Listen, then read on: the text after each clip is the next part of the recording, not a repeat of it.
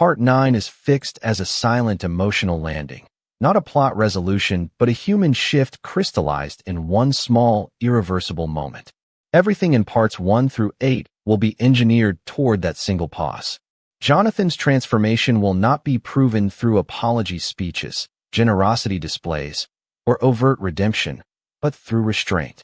The ending will likely center on a symbolic object already seated earlier, the untouched envelope, a folded receipt, a cooling coffee cup, or his Swiss watch removed from his wrist, returned in a final scene where action carries meaning before emotion is understood.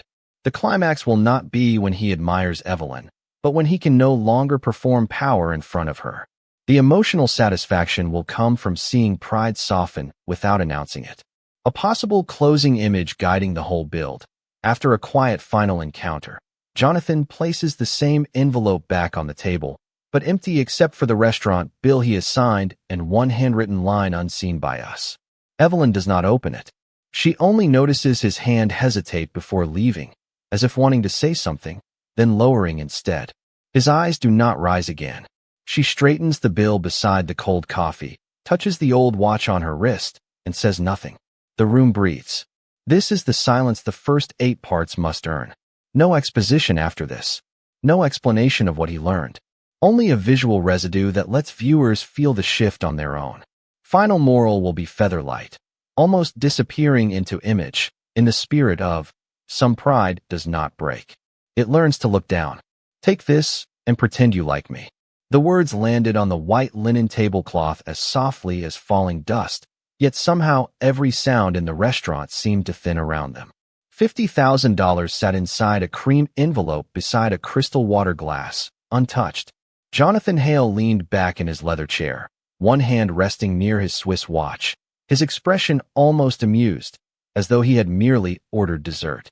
He had made billion-dollar acquisitions with less calculation than this. Across from him, Evelyn Carter did not reach for the envelope. Her hand remained on the silver coffee pot, steady as stone. The candlelight caught the gold thread at the edge of her black apron. She looked at the envelope once, then at him. "Would you like cream with your coffee, sir?" she asked. No anger, no tremor. That unsettled him more than outrage would have. Around them, Manhattan murmured behind crystal and low jazz. The Astor Room had hosted senators, hedge fund kings, movie stars. But on nights like this, Jonathan came not for food, but for proof. Proof that everyone bent when the price was right. He had learned to trust no one who said virtue came free. So he tested people. Quietly. Methodically. Waiters. Assistants. Lovers. And tonight, for reasons even he had not examined, he had chosen a waitress with calm gray eyes and a posture too dignified for someone refilling water glasses. Evelyn placed the coffee before him. Dark roast. No spill. No hurry. "You heard me," Jonathan said, tapping the envelope with one finger. "That's more than most people here make in a year." "I heard you." Her voice was soft, almost kind. She slid the sugar bowl an inch closer to him, adjusting it with the precision of someone setting a chess piece. "And?" he asked. She gave the faintest smile. "And your coffee is getting cold." A couple at the neighboring table glanced over. Jonathan noticed. He was used to being watched, but not ignored. Especially not by a woman in a server's uniform who should have been startled by what sat inches from her. He studied her face. No greed flickered there. No wounded pride either. Just composure. It irritated him. It intrigued him more. "Do you know what's in that envelope?" he asked. "I know what money looks like. Enough to solve problems." Her eyes moved, briefly, toward the rain tracing silver down the tall windows. Some problems become more expensive when solved with money. The line hung there. Too intelligent to be accidental. Jonathan narrowed his gaze. This was not the reaction he bought this little experiment for. Across the room, an older busboy struggled with a tray. Without breaking eye contact, Evelyn stepped aside, caught a slipping glass before it tipped, steadied the tray, and returned. As if nothing had happened. The movement was effortless. Protective. Practiced. Jonathan noticed things like that. Always had. "You need the money," he said, softer now. "Everyone does." For the first time, a shadow crossed her face. Barely there. Gone before most would catch it. But Jonathan did. He almost smiled, thinking he'd found the crack. "How much for an hour of pretending?" he asked. Evelyn looked down at the envelope at last. Her fingers touched its edge, but instead of pulling it closer, she rotated it gently and set it back in front of him, perfectly aligned with his plate. A quiet refusal. The jazz piano drifted through the room like rain. Jonathan's hand stilled on the watch. For reasons he did not yet understand, the game had begun to move in a direction he had not planned. And somewhere beneath the clink of silverware and the warm scent of coffee, something older than pride had started listening. Jonathan did not touch his coffee for several minutes after Evelyn walked away. The surface had gone still, dark as polished wood, reflecting the chandelier in broken gold. Yet his attention stayed on the woman moving through the room with that same quiet precision, carrying plates, pouring wine, listening more than speaking. It unsettled him that he could not place her. She did not move like someone defeated by life. She moved like someone who had chosen silence over performance. At another table, a young man in a navy suit snapped his fingers for service. Evelyn approached, listened, nodded, and returned with a corrected bill without the slightest sign of offense. Jonathan watched her diffuse impatience the way others might settle dust from a shelf. Without force, without surrender. Interesting, he murmured. His driver once said real power was loud. Tonight it looked almost invisible. He opened the envelope and glanced at the stack of $100 bills. It now seemed oddly theatrical. Childish, even. He closed it again. Across the dining room, the older busboy Evelyn had helped earlier was polishing glasses beside the service station. Jonathan rose, unusual enough that two nearby diners looked up. He crossed the room and stopped near the man. How long has Miss Carter worked here? He asked. The old man blinked, surprised. 3 years, sir. She always speak in riddles? The man smiled faintly. Only when people ask the wrong questions. Jonathan almost laughed. Almost. He returned to his table just as Evelyn approached with the dinner check. Leaving so soon? She asked. I thought the experiment had only begun. Her eyes lifted, cool with something close to humor. Experiments imply curiosity. Tests imply judgment. He looked at her fully then. And which was this? I have not decided. She set down the leather bill folder. Jonathan noticed her wrist as she withdrew her hand. An old watch. Scratched face. Men like him spent $20,000 for watches made to look storied. Hers carried actual time. Family heirloom? He asked. She glanced at it once. My father wore it every day until the mill closed. Her tone did not ask sympathy. It simply existed. And now you serve billionaires who leave envelopes on tables. Tonight, only one. Something in him wanted to push harder, but another instinct, quieter and less familiar, told him not to. He signed the bill, then added a gratuity so large the ink itself looked excessive. Evelyn looked down and calmly slid the pen back toward him. You made a mistake. No, yes. Her finger rested beside the amount. That is guilt pretending to be generosity. The words landed with the same stillness as his envelope had earlier. Jonathan stared at her. No one spoke to him this way. No one without wanting something. Yet there was no accusation in her face. Only an odd mercy. She lowered her voice. Tip what the service deserves. Not what your conscience negotiates. For a long second he did not move. Then, almost obediently, he crossed out the number and wrote a smaller one. Still generous. Human. Evelyn nodded once, as if a lesson had been completed. She turned to leave, then paused. There is a diner 3 blocks east, she said without looking back. My shift ends at midnight. They serve pie until 1. Jonathan frowned. Are you inviting me? No, a beat. I am giving you a place to ask a better question. She walked away before he could answer. Outside, rain pressed softly against the windows. Jonathan looked at the envelope still sitting untouched beside the cold coffee. For the first time in years, he had offered money and felt poorer after doing it. Midnight carried a different truth than candlelight. The diner Evelyn had mentioned sat on a quiet corner washed in rain, its neon pie sign flickering blue against wet pavement.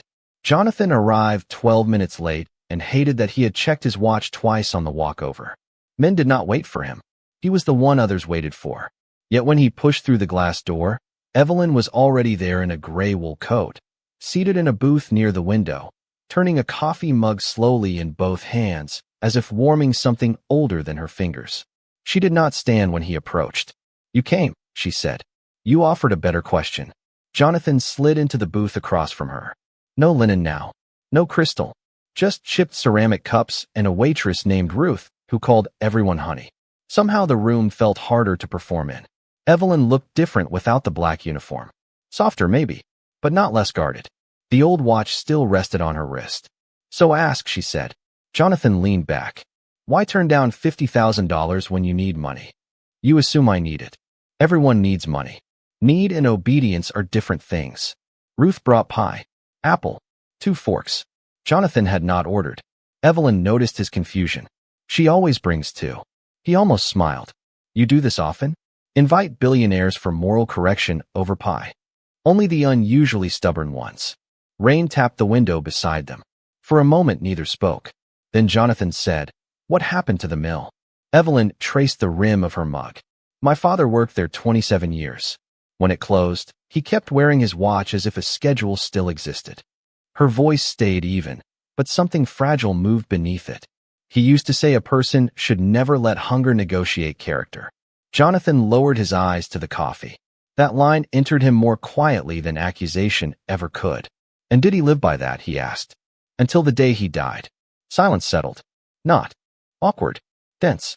Jonathan had spent decades in rooms where silence meant leverage. This was different. This silence listened. He broke it first. "I used to run tests because I thought betrayal always begins where principles get expensive." Evelyn looked at him for a long moment. "And did your tests protect you?" He gave a faint laugh without humor. "They made me lonelier." There it was. The first unarmored sentence he had offered all night. Even he seemed surprised by it. Ruth returned to refill coffee. Jonathan reached for his wallet. Evelyn stopped his hand lightly with 2 fingers. "Tonight, let the pie be a gift." The gesture was brief. Innocent. Yet Jonathan felt it like a bell struck far away. He watched her pay with folded bills from a worn leather wallet. One photograph slipped partly free. A younger Evelyn beside an older man in work boots, both smiling into sun. Jonathan noticed the corners were creased from years of being carried. He thought of the envelope in his coat pocket, still unopened since leaving the restaurant.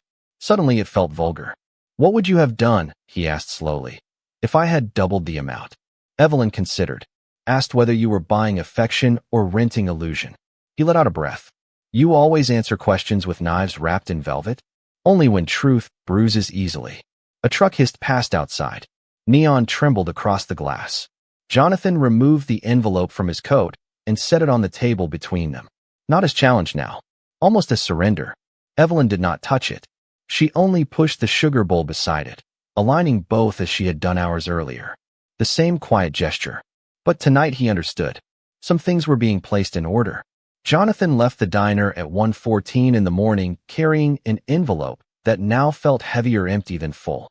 Rain had stopped, but the sidewalks still held mirrors of city light.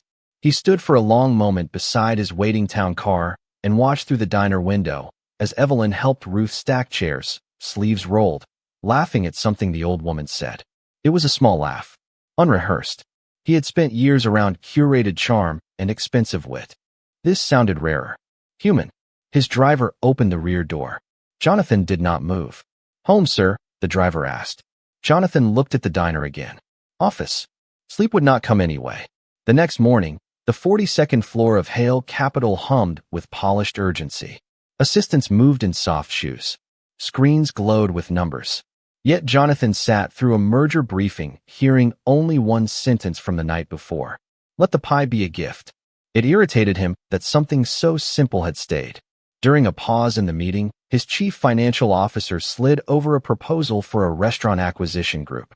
Jonathan signed without looking, then stopped. "Pull labor data on all tipped employees in our hospitality holdings," he said. The room went still. All of them, his chief asked, especially the lowest paid. Men accustomed to his ruthless precision exchanged glances. This was not how Jonathan Hale spent mornings. He noticed, said nothing.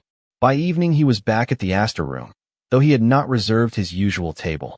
He took a corner seat where he could see the service station. When Evelyn noticed him, no surprise crossed her face. Only the faint lift of one brow. "Research?" she asked while pouring water. "Field study. Dangerous habit." He watched her tuck a loose strand of hair behind one ear. "I reviewed wages all afternoon because of something you said." And Turns out I own restaurants where dishwashers make less per hour than I pay for bottled water. She nodded as though hearing weather. Discovery is not transformation. He leaned forward. You do realize most people would thank me for even noticing. Most people are trained to applaud crumbs. Her tone was calm enough to make the words sharper. Before he could answer, a man at the bar raised his voice at a young server over a mistaken charge. The girl looked near tears. Evelyn crossed the room before a manager moved. Jonathan watched her place the bill flat on the bar, point once to the error, correct it, and somehow lower the man's voice simply by lowering her own. No humiliation. No scene. When she returned, Jonathan asked, "Where did you learn to do that?" "My father used to. Settle union disputes in the break room over coffee. And you became a waitress. And you became a billionaire. Life improvises." Her eyes drifted to his wrist. "You are not wearing your watch." Jonathan glanced down, almost embarrassed. He had left the Swiss watch in his desk drawer that morning. Had not realized until now. It felt loud. For the first time, Evelyn smiled without defense. It altered the room. He felt it. Later, when she brought the check, Jonathan slid a folded receipt toward her. "What is this?" she asked. "A revised wage floor proposal." She opened it, scanned the figures, then looked at him longer than usual. "Why show me?" "Because yesterday you accused me of renting illusion." He paused. "I would like to know if this begins paying something real." Evelyn folded the paper carefully, almost ceremonially, and placed it beside the sugar bowl. The same alignment. The same quiet order. "Maybe," she said. "But be careful." "Of what?" "Doing good as performance. It spoils fast." Jonathan should have been offended. Instead he laughed. Softly. A laugh that surprised even him. Across the dining room, crystal caught candlelight. Somewhere a glass chimed. And without either naming it, both felt the game had moved again, farther from money, closer to something neither controlled. The revised wage proposal did not leave Jonathan's desk the next morning. It sat there beneath a silver letter opener while attorneys questioned margins and board members questioned precedent. One director called it sentimental drift. Another called it expensive idealism. Jonathan listened with folded hands, saying almost nothing. Then he signed the policy himself and pushed it down the polished conference table. "If dignity hurts quarterly earnings," he said quietly, "perhaps our model has been underpricing labor." No one answered. The room, so practiced in agreement, seemed suddenly cautious around conviction. That evening he arrived at the Astor Room without reservation again, but Evelyn was not on the floor. A younger server told him she had switched shifts to help cover for someone sick. He should have left. Instead, he sat alone at a two-top by the window, noticing how much the room felt rearranged in her absence. Even the coffee tasted flatter. Halfway through dinner, he saw her through the service door, carrying inventory sheets toward the back office. No makeup now. Hair loosely pinned. Tired in a way she never let customers see. He stood before deciding to. "You disappeared," he said. She looked up, almost amused. "I was stocking dry goods. Not disappearing. I signed the wage policy." "And did the heavens split open?" "No," he paused. "But 3 executives looked physically ill." She laughed, a quick sound she tried to suppress. Then her face softened. "That matters more than you know." He noticed cardboard boxes stacked near the office door. One had canned goods and notebooks inside. "What is this?" "Neighborhood pantry drive. Sundays." She said it as though mentioning weather again. "You run it." "Some of us refill more than coffee." Jonathan looked at the boxes, then at her worn coat folded on a chair. "And when do you sleep?" "When billionaires stop asking philosophical questions in storage rooms." He leaned against the doorframe. "Come to lunch tomorrow." She shook her head before he finished. "No business offers." "Not business." "Then what?" He thought longer than a man like him usually allowed. "I want you to see something." She studied him, suspicious but curious. Dangerous combination. The next afternoon, she stood beside him on the roof of a midtown building his company was converting into executive suites. Wind moved loose strands of her hair. Below, Manhattan pulsed in yellow taxis and steam. Jonathan handed her blueprints. She scanned them, brow tightening. This was luxury office space. He pointed to a revised section.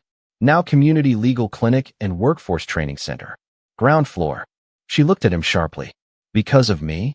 "Because one waitress made money feel clumsy." For once Evelyn had no immediate answer. She touched the edge of the paper, then folded it closed. Do not make me a reason, she said softly. Make people the reason. The rebuke carried no cruelty, only care. They stood in wind and traffic noise, shoulder to shoulder, but not touching. Jonathan noticed her old watch had stopped at 2:17. Your watch is dead. She looked down. It stops every few months. Why keep wearing it? She smiled faintly. Some things are not worn to tell time. That line stayed with him all evening. Days later, he returned to the diner and found Ruth alone. She is at the hospital, Ruth said, wiping a mug. Jonathan felt something cold move through him. Is she all right? Her younger brother. Surgery. Jonathan drove there before thinking through why. In a fluorescent waiting room, he found Evelyn asleep in a plastic chair, arms folded, head resting against the wall. The old watch glinted beneath hospital light. Beside her sat an overdue bill folded into fourths. Jonathan looked at it, then quietly sat down without waking her. For the first time in his life, a man who had spent fortunes solving discomfort chose simply to remain. When Evelyn woke, dawn was beginning to gray the hospital windows. Jonathan sat 2 chairs away with 2 paper cups of vending machine coffee balanced in his hands, as if they were something ceremonial. For a second, she looked disoriented, almost vulnerable in a way he had never seen. Then she noticed him and straightened. You stayed. Apparently. He handed her 1 cup. It tastes terrible. She took it anyway. Their fingers brushed, brief as a thought. How long? She asked. Long enough to learn hospitals make silence louder. A faint smile crossed her face, then faded. Through the corridor doors a surgeon approached and spoke quietly. Her brother would recover. The relief moved through Evelyn not as tears, but as a slow release in her shoulders, like someone setting down invisible weight. Jonathan saw it, said nothing. Later, in the cafeteria, she pushed a stale blueberry muffin apart while morning staff drifted around them. You should not be here, she said. You once told me some things are not worn to tell time. He nodded toward her old watch. Maybe some people are not kept for convenience either. She looked at him, then, with a depth he felt more than understood. Did you pay the hospital bill? She asked suddenly. Jonathan did not answer at once. Too slow. Her eyes narrowed. Jonathan, I called someone. I told you. Not to turn me into charity. Her voice did not rise, which made the disappointment sharper. He set down his coffee. I did not pay your bill. She held his gaze. Waiting. I funded the patient hardship account 6 hours ago. Your brother was helped by policy, not by favor. Silence. But this one trembled. Evelyn looked down at the table. At her hands. At the old watch. That was almost clever. I am trying to become less stupid. To his surprise, she laughed. Real laughter this time, tired but warm. The tension loosened. Yet later that week, a newspaper business column ran a feature praising Jonathan Hale's unexpected labor reforms and charitable hospital endowment. At the restaurant that evening, Evelyn set down his coffee with unusual distance. Congratulations, she said. For what? Your conscience made the papers. He heard the wound beneath the wit. You think I did it for headlines? I think power likes mirrors. She turned before he could answer. For the first time since their strange beginning, Jonathan felt the floor shift under him. He left untouched coffee cooling between them. The next day, he did not go to the Astor room, nor the next. On the 3rd evening, Evelyn finished her shift and found the old busboy polishing glasses. Your billionaire has been absent, he said. She said nothing, but glanced once toward the empty corner table. That Sunday at the neighborhood pantry, she opened the back room and stopped. New industrial shelves lined the walls. Fresh produce bins. Winter coats arranged by size. No plaque. No donor name. Only a typed inventory sheet clipped neatly to a board. At the bottom, in careful pen, 1 note. For systems that should have existed already. She ran her fingers over the paper. The old busboy, helping unload canned goods, smiled without looking up. Man came at dawn. Hauled boxes himself in a wool coat too expensive for this neighborhood. That evening, Jonathan returned to the diner. No envelope this time. No watch on his wrist. He sat in the usual booth and waited. When Evelyn approached, she set down coffee before he spoke. You removed your name. You once warned me good spoils when performed. She studied him for a long moment. Then, without a word, she reached over and turned his coffee cup handle slightly toward his hand, a small habitual gesture she had done for strangers for years. But this time it felt different. Jonathan noticed. In that tiny adjustment, Something quieter than forgiveness had begun. Snow arrived early that December, dusting the city in a hush that made traffic seem farther away. At the diner, steam curled from coffee cups while old radiators clicked like patient metronomes. Jonathan had become a quiet fixture in the corner booth, though he never came at the same hour. Some nights after board meetings. Some mornings before markets opened. Always without entourage. Always without the Swiss watch. Evelyn never mentioned the absence again. She only noticed it each time he reached for a cup. One evening, she slid into the opposite side of the booth after her shift ended, the first time she had done so without invitation. Jonathan looked up from a folded newspaper. Promotion? He asked. Temporary rebellion. She set a manila folder on the table. I need your opinion. He raised a brow. That sounds dangerous. Inside were legal forms for a community cooperative she hoped to open beside the pantry. Worker-owned. Modest.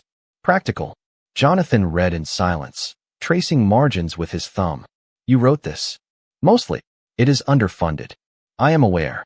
He looked at her, something almost proud moving through his face before he hit it. It could work. That sounded suspiciously like respect. Do not tell anyone. They spent 2 hours over cold pie and penciled revisions. At some point Ruth dimmed half the lights around them. Neither noticed. For Jonathan, who had built towers from negotiations, there was something disarming in discussing grocery distribution and rent clauses with a waitress whose old watch still stopped at unpredictable hours. Weeks passed. The cooperative began taking shape. Jonathan connected her quietly to a pro bono architect, then vanished from every introduction so his name would not shadow the work. That mattered to Evelyn more than she said. Then came the gala. Hale Capital's winter charity dinner, all black tie and polished speeches. Jonathan asked once if she would attend. She refused twice. Accepted the third time only after he said, "Come as my harshest critic." In the ballroom beneath crystal chandeliers, Evelyn looked almost uncomfortable in a dark blue dress simple enough to seem like itself. Men with seven-figure smiles approached Jonathan. Several glanced at her with practiced assumptions. Jonathan noticed every one. Midway through the evening, a venture partner, old money and careless with tone, laughed over champagne. So this is the waitress who rehabilitated our wolf. The table chuckled. Evelyn's expression did not move. Jonathan set down his glass. The room did not hear his voice rise, because it did not. It lowered. Her name is Evelyn Carter. A pause. And she has taught more about value than most men at this table. Silverware stilled. The partner muttered an apology into his drink. Jonathan turned back to Evelyn, but she was not looking at him. She was staring at the untouched champagne flute in front of her, as though something fragile had just shifted. Later on the terrace, snow beginning again in small drifting threads, she said, "You defended me in a room built to rank people." Jonathan leaned on the stone rail. I corrected a lie. No, she looked at him directly. You lowered yourself to no one tonight. You lowered your pride. The words landed with the quiet gravity of truth recognized too late. He wanted to answer, but found none worthy. Wind moved across the terrace. Below them taxis blurred gold through snow. Evelyn slipped something onto the rail beside him. His old envelope. The one from the first night. He stared.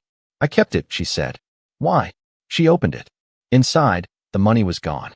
In its place, the restaurant receipt from that night, carefully folded. On the back, in her handwriting, a single line. He read it twice. Some people do not fail a test. They change the examiner. Jonathan looked up, but she had already stepped back toward the ballroom doors. For the first time in years, a man who once measured worth in acquisitions stood alone in falling snow, holding a paper that weighed more than contracts. Winter turned slowly toward March, and with it the cooperative opened in a narrow brick storefront 2 blocks from the old pantry. No ribbon cutting. No photographers.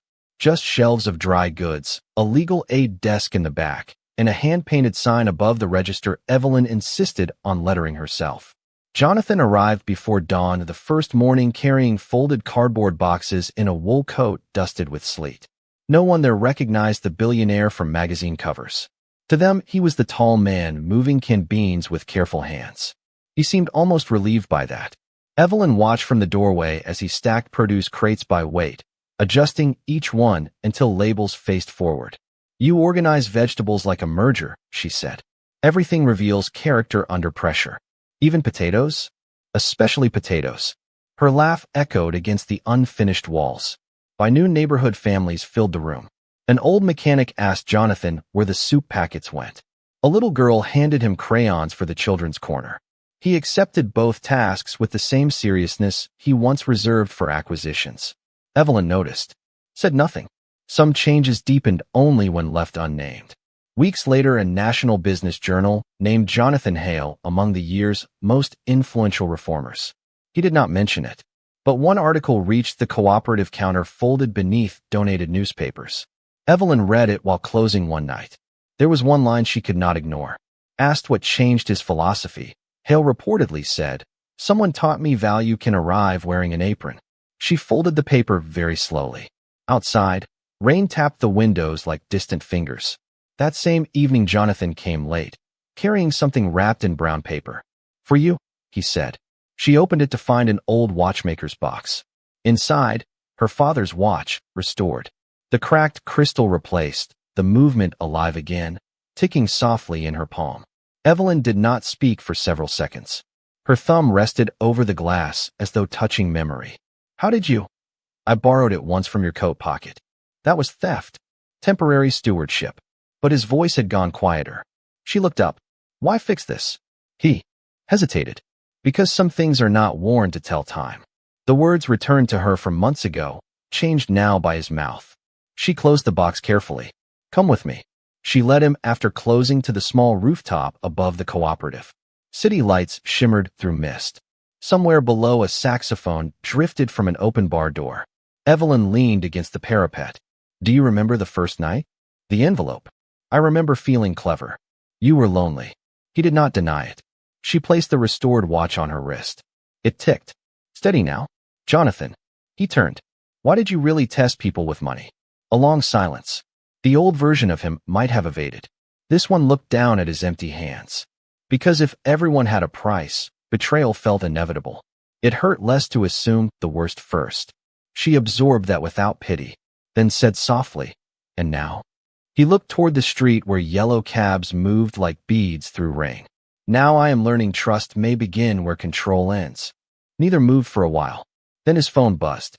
Board emergency. Singapore market issue. Old life calling with familiar urgency. He glanced at the screen, silenced it, set the phone face down on the parapet. Evelyn noticed. A small gesture, but it carried the weight of a door left open. Near midnight, they descended. At the cooperative entrance, Jonathan paused. From his coat, he drew one folded document and handed it to her. Transfer papers. Minority ownership stake in the building, placed in the workers' trust. Evelyn stared. "You are giving away the property." "No," he shook his head. "I am stepping back from owning what should belong to those who sustain it."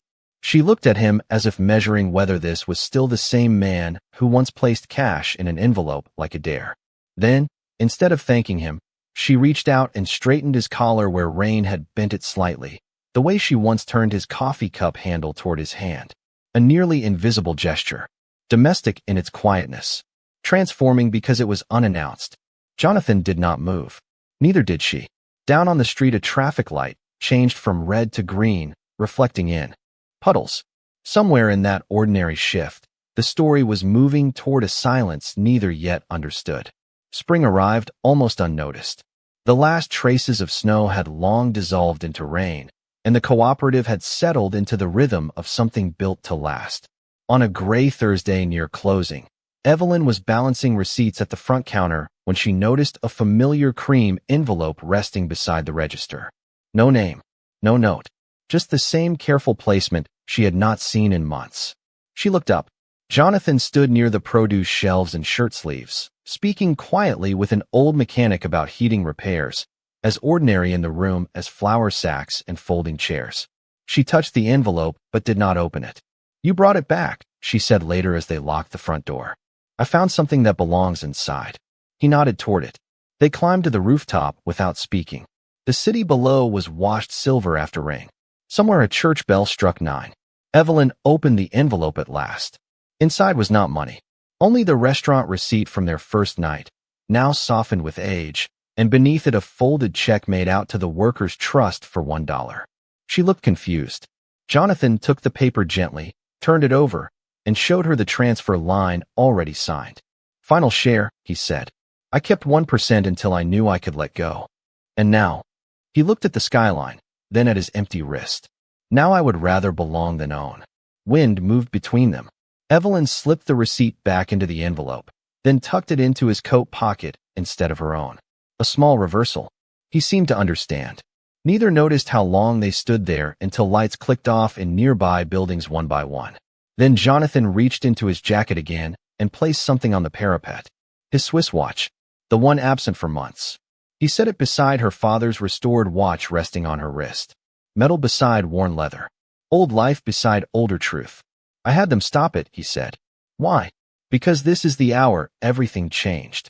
The hands were fixed at the minute he had first pushed the envelope toward her. Evelyn looked at the frozen dial, then at him, and for once words seemed too blunt. She lifted the watch, folded his fingers around it, and closed his hand. Not refusal, not acceptance, something quieter. Down below, a delivery truck backed into the alley, its beeping echoing softly. Ordinary sounds. Human sounds. Jonathan started to say something, then stopped. His eyes lowered, almost instinctively, to the concrete between them. The same proud man who once made strangers prove themselves with money now stood silent, because he had nothing left to defend. Evelyn saw it. She did not fill the silence. Instead, she stepped closer and adjusted the crooked cuff of his shirt, smoothing it once with her fingertips the way she had once turned his coffee cup handle. The gesture was so small it might have gone unnoticed by anyone else. Jonathan's breath caught anyway. Somewhere a door shut downstairs. The city kept moving. They remained still. After a while, Evelyn removed her father's watch and placed it in Jonathan's palm beside his own, 2 watches touching. They both keep time now, she said. He looked at them, then at her, but said nothing. He simply lowered his eyes once more, not in shame now, but in reverence too quiet for speech. And in that hush, with rain drying on the rooftop stones and 2 old watches warming between their hands, it became clear some people are changed not when pride is broken, but when it learns to bow.